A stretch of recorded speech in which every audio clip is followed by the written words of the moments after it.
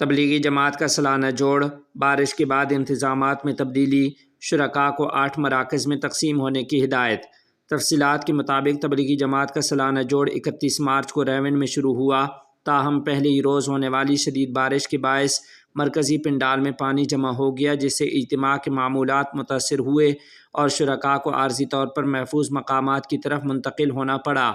بعد ازاں ضلع انتظامیہ، LWMC اور لیسکو کی مشترکہ کوششوں سے پانی نکال کر صورتحال کو بحال کر دیا گیا تھا، جبکہ ہنگامی حالات سے نمٹنے کے لیے AC آفس میں کنٹرول روم بھی قائم کر دیا گیا تھا۔ بارش سے پیدا ہونے والی صورتحال کے پیش نظر منتظمین نے شرکاء کے لیے ایک اہم انتظامی اعلان جاری کیا ہے، جس میں احباب جوڑ کو ہدایت دی گئی ہے کہ وہ غیر ضروری رش اور تکلیف سے بچنے کے لیے اپنے قریبی مراکز میں اعمال ادا کریں۔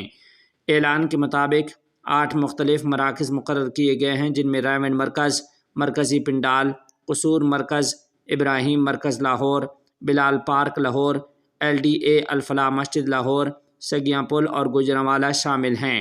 اعلان میں واضح کیا گیا ہے کہ اندرون و بیرون ملک سے آنے والے مہمان احباب مرکزی پنڈال میں تشریف لائیں، جبکہ دیگر مقامی شرکاء اپنی سہولت کے مطابق قریبی مراکز کا انتخاب کریں۔ اس تقسیم کا مقصد ہجوم کو منظم کرنا اور شرکاء کو آسانی فراہم کرنا ہے تاکہ اعمال میں تسلسل برقرار رہے۔ مزید برآں منتظمین نے بتایا ہے کہ اجتماعی دعا بروز اتوار منعقد ہوگی، جبکہ سالانہ جوڑ 5 اپریل کو نماز فجر کے بعد ہدایات اور دعا کے ساتھ اختتام پذیر ہوگا۔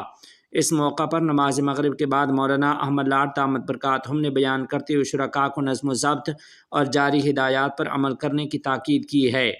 یاد رہے کہ تبلیغی جماعت کے اس سالانہ اجتماع میں ملک بھر کے ساتھ ساتھ بیرون ملک سے بھی مندوبین شرکت کرتے ہیں اور اس سال 1 لاکھ سے زائد افراد کی شرکت متوقع ہے۔ منتظمین نے تمام احباب سے اپیل کی ہے کہ وہ اس اعلان کو زیادہ سے زیادہ عام کریں تاکہ ہر شریک بر وقت درست مقام پر پہنچ کر بآسانی اعمال میں شریک ہو سکے اور کسی قسم کی دشواری سے بچا جا سکے۔